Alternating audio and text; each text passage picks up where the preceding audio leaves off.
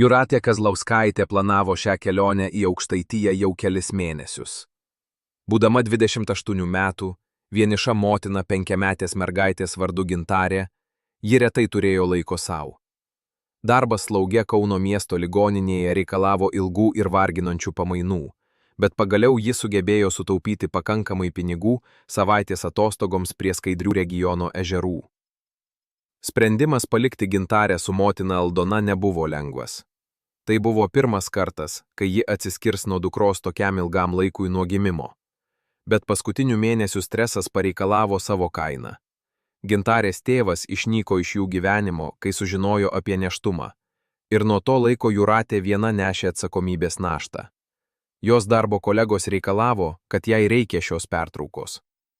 2023 m. kovo 15 dienos rytą Jūratė pabučiavo dar miegančią dukrą, apkabino motiną ir išvyko savo baltų Volkswagen Golf automobiliu link Aukštaitijos.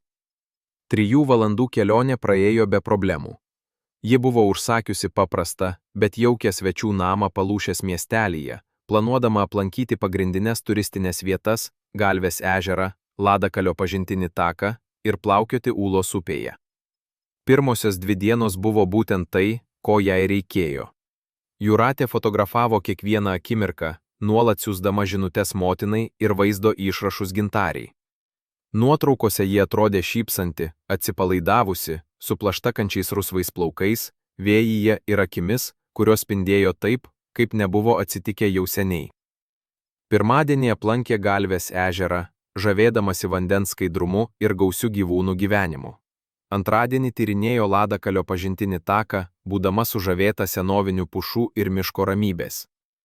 Prieš tęsiant šią istoriją, pasakykite man komentaruose, iš kur jūs žiūrite, ir nepamirškite paspausti patinka ir prenumeruoti kanalą daugiau tokio turinio.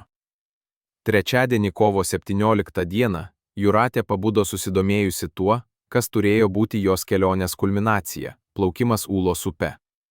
Ji buvo užsakiusi ekskursiją su žinoma vietos įmonė, kuri įtraukė transportą, įrangą ir specialų vadovą. Apsivilko tamsiai mėlyną maudymosi kostiumą, užsitepė apsauginiu kremu nuo saulės ir išėjo iš svečių namų apie 7 valandą ryto, nešdama tik nedidelį kuprinę su vandeniu, užkandžiu ir vandeniui atsparia kamera.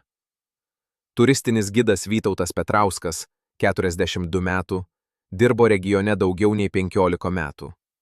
Jis žinojo kiekvieną upių ir takų centimetrą kaip savo delną. Ta rytą jis vedė 8 turistų grupę, įskaitant Jūratę. Grupė buvo įvairi. Pensininkas Pora iš Vilniaus, 3 universiteto studentai iš Klaipėdos, profesionalus fotografas iš Šiaulių ir Jūratė. Pirmoji ekskursijos dalis vyko normaliai. Grupė nuėjo maždaug 2 km taką per miško pakrantę, kol pasiekė įėjimo į upę tašką. Vytautas paaiškino saugumo taisyklės, išdalijo plūdės įrangą ir patarė, kaip elgtis vandenyje, kad netrukdytų vietos faunos. Jūratė buvo akivaizdžiai susijaudinusi, klausdama apie žuvis, kurias jie matys, ir nuolat fotografuodama. Plaukimas prasidėjo 9:30 val. Ryto. Vanduo buvo skaidrus, su malone 24 laipsnių temperatūra. Grupė judėjo vienas paskui kitą, su Vytautu priekyje ir asistentu uždarant formaciją. Jūratė buvo 3 pozicijoje tarp pensininko poros ir studentų. Per pirmuosius 1000 metrų viskas vyko tobulai. Jie pamatė lydekų, karošų, starkių ir įspūdingą įvairovę mažesnių žuvų, kurios plaukiojo tarp vandens augalų. Tai buvo tada, kai jie pasiekė aštresnį upės posūkį, kurį vietiniai vadina krokodilo alkūne dėl vingiuojančios formos, kai nutiko kažkas netikėto. Srovė tame taške buvo šiek tiek stipresnė dėl upės dugno siaurėjimo. Vytautas buvo įspėjęs grupę išlaikyti atstumą ir tiksliai sekti jo instrukcijas, bet stiprus vėjo gūsis sukrėtė medžių viršūnes, sukurdama šokančią šešėlius vandenyje, kurie akimirkai supainiojo regėjimą. Kai Vytautas atsigręžė atgal patikrinti, ar visi seka, jis pastebėjo, kad Jūratės formacijoje nebėra. Pensininkas Pora, ponas Antanas ir ponia Marija, taip pat pastebėjo jos nebuvimą beveik tuo pačiu metu. Iš pradžių jie galvojo, kad ji galėjo sustoti fotografuoti kažką, arba pavėlavo kelis metrus. Vytautas iš karto įsakė visiems sustoti ir judėti link artimiausio kranto. Pradinę paiešką atliko pati grupė. Vytautas ir jo asistentas grįžo plaukdami prieš srovę, tikrinti kiekvieną kampą, kiekvieną paskendusius kamienas, kiekvieną galimą vietą, kur Jūratė galėjo pasislėpti arba įstrigti. Studentai vaikščiojo pakrantę, šaukdami jos vardą ir ieškodami jos buvimo ženklų. Profesionalus fotografas naudojo savo fotoaparatą su priartinimu, kad ištirtų tolimesnes zonas. Po 40 minučių nesėkmingos paieškos, Vytautas nusprendė pranešti valdžiai. Naudodamas savo radijo siųstuvą, jis susisiekė su turistinės įmonės baze, kuri iš karto įjungė gaisrinę gelbėjimo tarnybą ir kriminalinę policiją. Protokolas dėl dingimų turistinėje veikloje regione buvo gerai nustatytas, sukurtas po kelių ankstesnių incidentų, kurie sujaudino vietos valdžias. Pirmoji gelbėjimo komanda atvyko į vietą per mažiau nei valandą, sudaryta iš 6 gaisrininkų, specializuotų vandens gelbėjime. Jie atvežė nardymo įrangą, nešiojamą sonarą ir droną oro paieškai. Seržantas Paulius Sakalauskas, operacijos vadas, turėjo 20 metų patirtį gelbėjimuose regione ir gerai žinojo Aukštaitijos upių ypatumus. Kol gaisrininkai organizavo techninę paiešką, kriminalinė policija pradėjo tyrimo procedūras. Komisaras Robertas Navickas, atsakingas už bylą, apklausė kiekvieną grupės narį atskirai, siekdamas suprasti tiksliai, kas nutiko akimirkomis prieš dingimą. Visi buvo vieningi teigdami, kad Jūratė buvo labai susijaudinusi ir normaliai sekė grupę iki momento, kai jos tiesiog nebėra. Paieška tęsėsi visą dieną. Narai ištyrė kiekvieną upės metrą, nuo taško, kur Jūratė buvo paskutinį kartą matyta, iki 3 km žemiau upės. Dronas skrido virš 5 km² zonos, užfiksuodamas aukštos rezoliucijos vaizdus, kurie buvo kruopščiai analizuojami ieškant bet kokio ženklo. Sausumos komandos vaikščiojo pakrantėmis ir glėtimais takais, ieškodamos pėdsakų, drabužių ar bet kokių įrodymų, kurie galėtų nurodyti, kas nutiko. Kai naujiena pasiekė Kauną, Aldona pakliuvo į neviltį. 62 metų, našlė jau 5 metus, ji išaugino Jūratę praktiškai viena po vyro ankstyvo mirties. Matyti dukrą pasiekiant nepriklausomybę, baigiant slaugytojo mokslus ir auginant Gintarę su tokia meile, buvo jos didžiausias džiaugsmas. Galimybė ją prarasti buvo nepakenčiama. Gintarė, būdama tik 5 metų, visiškai nesuprato situacijos rimtumo. Ji nuolat klausė, kada mamytė grįš, ar ji gerai, ar ji susilaužė. Aldona darė viską, kas įmanoma, kad išlaikytų normalumą, bet ašaros, kurias ji bandė paslėpti, nepraėjo nepastebėtos uolių anūkės akių. Antrą paieškos dieną operacija buvo išplėsta. Gaisrininkai iš gretimų miestų prisijungė prie pastangų, atsineždami sudėtingesnę įrangą. Policijos sraigtasparnis skrido visame regione, naudodamas terminės kameras aptikti bet kokį šilumos šaltinį, kuris galėtų nurodyti asmens buvimą. Vietos bendruomenės savanoriai organizavosi į paieškos grupes, vaikščiodami po ūkius, kaimo valdas ir tankesnes miško zonas. Vietos žiniasklaida pradėjo apie bylą pranešti 3 dieną, tačiau nepaisant visų pastangų, Jūratė liko dingusi. 4 dieną paieška tapo dar intensyvesnė. Profesionalūs narai iš Latvijos ir Estijos atvyko prisijungti prie pastangų. Jie naudojo specializuotą įrangą, skirtą ištyrinti vandeniu užpildytus urvelus ir upės dugno struktūras. Šunys sekėjai buvo atvesti iš Vilniaus. Šie specialiai ištreniruoti gyvūnai galėjo aptikti žmonių kvapą net vandens aplinkoje. Jie buvo leisti keliais taškais išilgai upės, siekiant rasti bet kokį Jūratės pėdsaką. Kiekviena paieška teikė vis daugiau klausimų nei atsakymų. Drauge su oficialia paieška, Aldona ir jo šeima pasamdė privatų tyrinėtoją. Juozas Stankevičius, buvęs policininkas su 30 metų patirtimi dingusiųjų asmenysi bylose, sutiko perimti bylą. Jo reputacija buvo tokia, kad jis išsprendė kelis atvejus, kuriuos oficialios valdžios buvo pasižymėjusios kaip beviltiškas. Juozas pradėjo savo tyrimą interviu su kiekvienu grupės nariu ne tik apie dingimą, bet apie viską, ką jie pastebėjo tą dieną – orą, vandens sąlygas, gyvūnų elgesį, bet kokias neįprastas detalės. Jis taip pat kalbėjo su vietos gyventojais, ypač su senaisiais žvejais, kurie pažinojo upę dešimtmečius. Vienas iš šių žvejų, Stasys Ramonas, 76 metų senukas, kuris gyveno pakrantėje visą gyvenimą, pasidalijo nerimą keliančią informaciją. Jis pasakojo apie legendas apie milžinišką žaltį, kuris gyveno Ūlos upėje. Pagal pasakojimus, šis gyvūnas galėjo būti ilgesnis nei 8 metrai ir sverti per 200 kg. Stasys teigė, kad jis pats buvo matęs šį gyvūną vieną kartą, maždaug prieš 10 metų, kai jis žvejojo naktį. Jis aprašė, kaip vandens paviršius staiga sujudėjo ir jis pastebėjo didžiulį tamsų šešėlį, judantį po vandeniu, su būdinga gyvatės vingiuojančia forma. Dydis buvo toks įspūdingas, kad jis iš karto paliko zoną, bijodamas už savo saugumą. Iš pradžių Juozas skeptiškai žiūrėjo į šią informaciją. Didžiosios žalčiai, nors retai, kartais atakuoja žmonės, kai jaučiasi grėsmę arba yra labai alkanos. Tačiau egzemplioriai tokio dydžio, kaip paprašė Stasys, būtų išskirtiniai ir galėtų potencialiai paaiškinti staigų dingimą. Jis nusprendė ištirti šią galimybę toliau. Juozas susisiekė su daktaru Kęstu Petkumi, žinomu biologu, specializuotų didelių roplių ir gyvačių. Daktaras Kęstus turėjo daugiau nei 25 metų patirtį tyrinėjant Europos roplių fauną ir buvo parašęs keletą mokslinių straipsnių apie milžiniškas vandens gyvates. Kai Juozas pasidalijo Stasio istoriją, daktaro Kęstaus reakcija buvo mišri intereso ir skepticizmo. Milžiniškos vandens gyvatės gali tikrai augti iki įspūdingų dydžių, paaiškino daktaras Kęstus. Yra dokumentuotų atvejų egzempliorių, viršijančių 7–8 metrus ilgio ir sveriančių daugiau nei 150 kg Europoje. Tačiau žmogaus ataka būtų labai neįprasta. Šios gyvatės yra atsargios ir paprastai vengia žmonių, bet gali atakuoti, jei jaučiasi įstrigusios ar grėsmingos. Nepaisant to, daktaras Kęstus sutiko atlikti tyrimo eksploracinę kelionę. Komanda buvo sudaryta iš daktaro Kęstaus, Juozo, Vytauto Petrausko, kuris gerai žinojo teritoriją, ir 2 patyrių narų. Jie naudojo specializuotą įrangą, įskaitant povandeninę kamerą ir sonarą, skirtą aptikti didelius roplių objektus po vandeniu.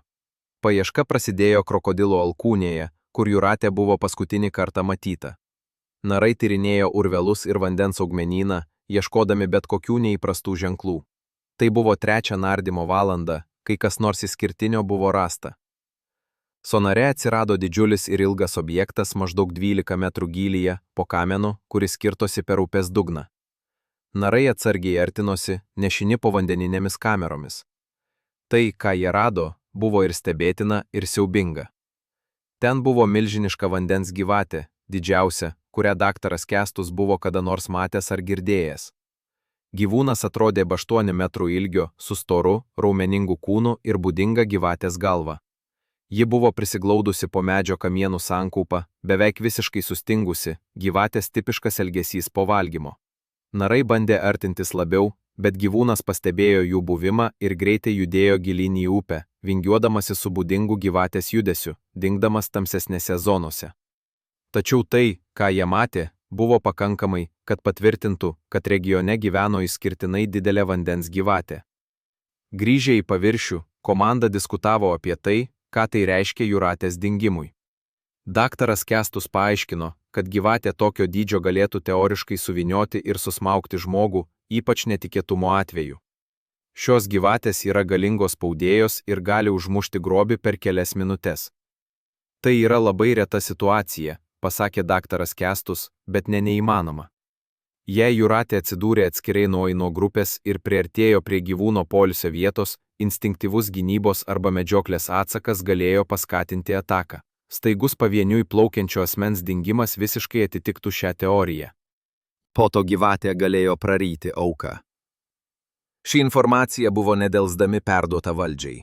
Komisaras Robertas ir jo komanda organizavo naujo tipo paiešką. Šį kartą sutelkdami dėmesį į milžiniškos gyvatės radimą ir stebėjimą. Planas buvo pabandyti ištirti gyvūno virškinimo sistemą, ar rasti bet kokius jūratės pėdsakus. Tačiau tai buvo sudėtingas iššūkis. Didžiosios gyvatės turi lėštą metabolizmą ir gali likti vandens dugne dienomis po valgymo, užbaigiant virškinimą. Radimas ir priartėjimas prie tokio didelio ir potencialiai pavojingo roplių reikalavo detalaus planavimo ir specialių saugumo priemonių. Per kitas 2 savaitės daugiadalykė komanda stebėjo upės sektorių, kur milžiniška gyvatė buvo matoma. Jie naudojo dronuose pritvirtintas termatinės kameras nakčiai, sonarą dienoms ir nardymo stebėjimams atsargiai kontroliuojamose zonose. Pagaliau, 14 dieną po dingimo, kas nors reikšmingo nutiko. Narai, kurie stebėjo iš saugaus atstumo, pastebėjo, kad gyvūnas regurgitavo kai kuriuos dalykus. Tai buvo natūralus elgesys didelėms gyvatėms, kurios kartais išspjauna nevirškinamus daiktus ar pernelyg didelius kietų objektų fragmentus.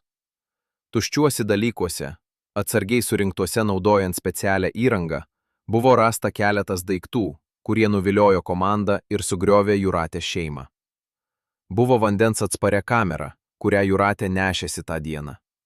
Kameros korpusas buvo pažeistas gyvūno kramtymo ženkluose, bet atminties kortelė išliko nepakenčiama.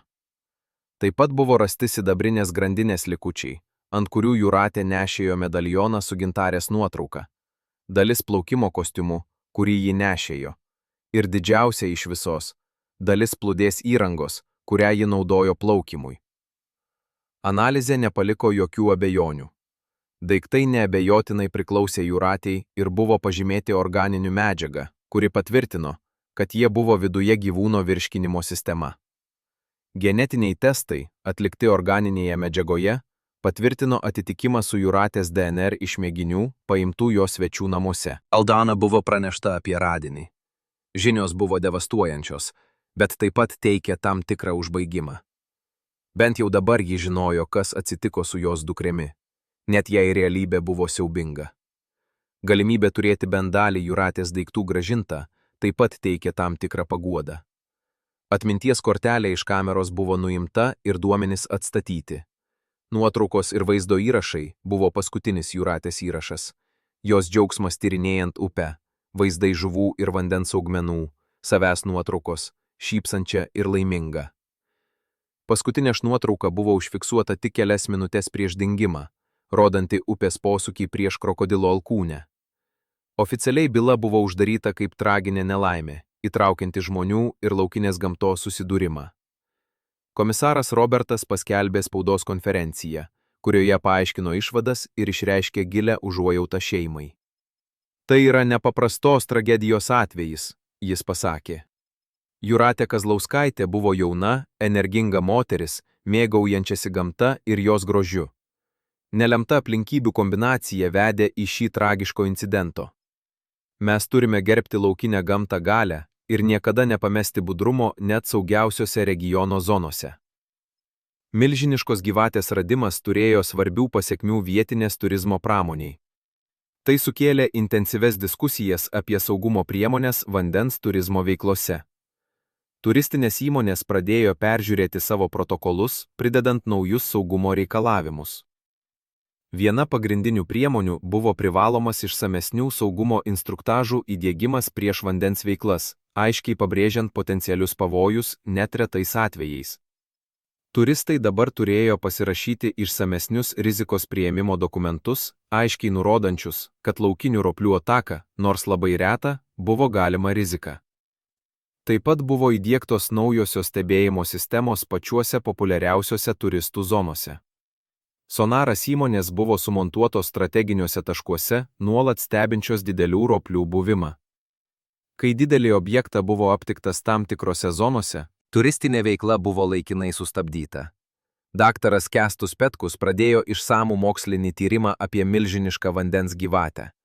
Su aplinkos ministerijos parama jis gavo lėšas ilgalaikiam projektui, kad ištirtų šio išskirtinio egzemplioriaus elgesį, medžioklės įpročius ir ekologinį vaidmenį. Tyrimas įtraukė reguliarius stebėjimus, naudojant pažangę stebėjimo įrangą. Komanda pritvirtino radijo siųstuvą prie gyvūno, kas leido sekti jo judėjimus visame regione. Duomenys atskleidė įdomius faktus apie šio didelio plėšrūno elgesį. Gyvūnas turėjo apibrėžtą teritoriją, kuri apėmė apie 12 km upės tėkmės. Ji paprastai buvo aktyvi naktį, medžiodama dėl didelių žuvų ir smulkių žinduolių. Dienos metu ji paprastai ilsėdavos po vandens kamienų ar dubliuotose zonose, kur galėjo likti beveik nematoma. Vienas labiausiai stulbinantis radinys buvo gyvūno amžiaus. Pagal dydį ir augimo analizę, nustačius, egzempliorius buvo apie 35–40 metų. Didžiosios vandens gyvatės gali gyventi ilgai. Yra dokumentuotų atvejų gyvūnų viršijančių 50 metų, tačiau tokie seni egzemplioriai yra ekstremaliai reti. Gyvūnas buvo pavadintas Ūlos žaltys vietos bendruomenės metu. Šis pavadinimas atspindėjo tiek gyvūno įspūdingą dydį, tiek jo padėtį kaip dominavimo vandens ekosistemoje. Gyvūnas tapo priverstiniu objektu mokslinių studijų, pritraukdamas herpetologus iš visos Europos. Tačiau gyvūno egzistavimas taip pat sukėlė etinių klausimų. Kai kurie bendruomenės nariai teigė, kad gyvūnas turėtų būti pašalintas dėl visuomenės saugumo. Kiti teigė, kad tragedija buvo nelemta nelaimė ir kad gyvūnas paprasčiausiai veikė pagal savo natūrų instinktą. Po ilgų diskusijų, oficialiosios valdžios nusprendė, kad gyvūnas liktų savo natūralioje gyvenamoje vietoje, bet su griežtais saugumo reglamentais. Zona aplink jo pagrindinę teritoriją buvo paskelbta apribotų zonų ir turistinėms veikloms. Tik moksliniai tyrimai su specifinėmis leidžiamomis turėjo prieigą prie zonos. Tuo tarpu Aldona ir Gintarė pradėjo sunkų procesą, susitaikinant su netekimu. Aldona įkūrė Jūratės Kazlauskaitės fondą, nepelno organizaciją, skirtą skatinti saugumui natūros turizme ir remti šeimas, kurios prarado artimus dėl panašių tragedijų. Fondas organizavo informavimo kampanijas, švietimo kursus ir bendradarbiavo su turizmo įmonėmis, kad pagerintų saugumo standartus.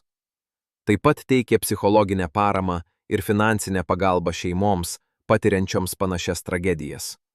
Gintarė, nors jauna, parodė neįtikėtiną atsparumą. Su motinos Aldonos parama ir reguliaria psichologinė terapija, ji mokėsi susitaikyti su mamos nebuvimu. Ji mėgdavo pasakoti apie Jūratę savo mokyklos draugams, dalydamasi maloniais prisiminimais ir išlaikydama jos atminimą gyvą. Vytautas Petrauskas, gidas, kuris vedė grupę Jūratės dingimo dieną, rado naują pašaukimą. Po kelių mėnesių terapijos, kad įveiktų traumą, jis tapo saugumo instruktoriumi turistiniams vadams. Jos skausminga patirtis virto vertingais žinomis, kad užkirstų kelią busimoms tragedijoms. Vytautas keliavo po šalį, dėstydamas kursus apie rizikų valdymą natūros turizmo veiklose. Juozas Stankevičius buvo oficialiai pasitraukęs iš privataus detektyvo veiklos, bet tęsė dalyvavimą byloje kaip Jūratės Kazlauskaitės fondo konsultantas. Jo patirtis tyrime tapo modeliu kitiems profesionalams, dirbančių su dingusiųjų bylomis. Jis parašė knygą apie bylą, kurios autorių teisės buvo visiškai dovanojamos fondui. Daktaras Kęstus Petkus tęsė milžiniškos vandens gyvatės tyrimus, kuris tapo ilgalaikio projekto fokusas apie didelius Europos roplių plėšrūnų. Gyvūnas dabar žinomas mokslinėje bendruomenėje, kaip Natrix gigantėja Aukštaityje, nuorodant apie vietą, kur buvo atrasta, teikė vertingus duomenis apie rūšies elgesį ir ekologiją. Tyrimas pritraukė tarptautinį susidomėjimą su herpetologais iš kelių šalių aplankančiais Aukštaityje, kad ištirtų išskirtinį egzempliorių. Stasys Ramonas tapo gerbiama figūra vietos mokslinėje bendruomenėje. Jo praktinė patirtis ir intuityvios žinios apie regiono fauną buvo reguliariai konsultuojami tyrinėtojų. Jis buvo pasamdytas kaip nuolatinis konsultantas gyvatės tyrimų projektui, pagaliau gaudamas oficialų pripažinimą už savo dešimtmečių sukauptas žinias, gyvenančias su gamta. Milžiniška gyvatė tęsė savo laukinį gyvenimą, nesąmoningas savo vaidmens žmonių istorijoje. Gyvūnas tapo moksliniu traukos objektu, bet prieiga buvo griežtai kontroliuojama, kad išvengtų sutrikimų. Tik akredituoti tyrėjai ir pasirinkto švietimo grupės turėjo leidimą stebėti gyvūną, visada išlaikydami saugų atstumą ir sekdami griežtus protokolus. Jūratės Kazlauskaitės bylos poveikis Lietuvos teisėkūrai buvo reikšmingas. Seimas patvirtino Jūratės įstatymą, kuris nustatė naujus saugumo standartus natūros turizmo veikloms. Įstatymas reikalavo, kad visos ekologinio turizmo įmonės turėtų sekimo ir skubios komunikacijos įrangą, taip pat privalomą draudimą visiems rizikingų veiklų dalyviams. Universitetai visoje šalyje pradėjo įtraukti bylą į savo turizmo, biologijos ir viešojo saugumo programas. Jūratės istorija tapo daugiadalykinių atvejo studija, nagrinėdama aspektus nuo gyvūno elgesio iki krizių valdymo ir komunikacijos su gedintančiomis šeimomis. Tarptautinė žiniasklaida taip pat susidomėjo byla. Dokumentiniai filmai buvo pagaminti keliose šalyse, tyrinėjant skirtingus tragedijos aspektus – šamo elgesį, paieškos ir gelbėjimo protokolus, poveikį šeimoms ir pakeitimus įgyvendintus Lietuvos turizme. Istorija peržengė nacionalinės sienas, tapdama pasauliniu pavyzdžiu, kaip tragedijos gali generuoti teigiamus pakeitimus. Vieną 2025 metų kovo rytą, lygiai 2 metai po Jūratės daiktų atradimo, Aldona ir Gintarė aplankė Aukštaitiją pirmą kartą nuo tragedijos. Kelionė buvo kruopščiai planuota kaip šeimos emocinės gydymo proceso dalis. Jie šiltai priėmė vietos bendruomenę, kuri sekė jų kelionę per žiniasklaidą. Vizitas įtraukė specialią ceremoniją šaltinio, kur Jūratė buvo paskutinį kartą matyta. Atmintinė lenta buvo sumontuota vietoje, ne tik Jūratės atminimui, bet kaip nuolatinis priminimas apie saugumo svarbą gamtoje. Lenta turėjo paprastą, bet galingą žinutę. Jūratės Kazlauskaitės atminimui ir visiems tiems, kurie rado gamtoje tiek grožį, tiek pavojų. Tegul jos istorija moko mus gerbti laukinę gamtą ir vertinti kiekvieną akimirką su mūsų mylimaisiais. Gintarė padėjo gėles šaltinyje ir tyliai pasimelkė. Aldona žiūrėjo į anūkę su pasididžiavimu, matydama joje stiprybę ir ryžtingumą, kurį Jūratė demonstravo visą gyvenimą. Mergaitė paveldėjo iš motinos ne tik fizinį panašumą, bet ir sugebėjimą transformuoti skausmą į tikslą. Vizito metu jos susitiko su Juozu, daktaru Kestu ir Stasiu, kurie tapo kaip išplėstinė šeima, suvienyti bendros tragedijos. Kartu jie aplankė vietą, kur šamas buvo regurgitavęs Jūratės daiktus. Gyvūnas tą dieną nebuvo matomas, bet jo buvimas buvo jaučiamas ramybės, kuri viešpatavo zonoje. Daktaras Kestus pasidalijo naujaisiais tyrimo radiniais. Šamas buvo užaugęs dar labiau per paskutinius 2 metus, dabar matuojant apie 5 metrų ilgio. Gyvūnas buvo reprodukavęsis, sukurdamas naują kartą, kuri buvo kruopščiai stebima. Atradimas patvirtino, kad regionas talpino genetiškai unikalų didelių šamų populiaciją. Stasys pasakojo apie pakeitimus, kuriuos jis stebėjo regione. Padidėjęs saugumo sąmonimas rezultuojo reikšmingą turistų ir laukinės faunos susidūrimų incidentų sumažinimą. Nauji protokolai veikė ir Jūratės istorija išgelbėjo gyvybės, švietinant žmonės apie realią gamtos riziką. Vizito pabaigoje Aldona padarė pareiškimą, kuris apibendrino visų susirinkusiųjų jausmą. Jūratė visada norėjo padėti žmonėms. Kaip slaugė, ji paskyrė savo gyvenimą rūpinimasis kitais. Net mirtyje ji tęsė gyvybių gelbėjimą per pamokas, kurias jos tragedija mums išmokė. Tai man duoda ramybę ir tikslą tęsti gyvenimą. Jūratės Kazlauskaitės fondas paskelbė per vizitą naują projektą – Saugumo mokymų centro Natūros turizmui Aukštaitijoje kūrimą. Centras bus konstruojamas partnerystėje su vietos universitetais ir siūlys kursus vadams, turizmo verslininkams ir viešojo saugumo valdžioms. Tikslas buvo skleisti pamokas, išmoktus iš Jūratės bylos, kad užkirstų kelią būsimoms tragedijoms. Gintarė išreiškė norą tapti biologu, kai užaugs.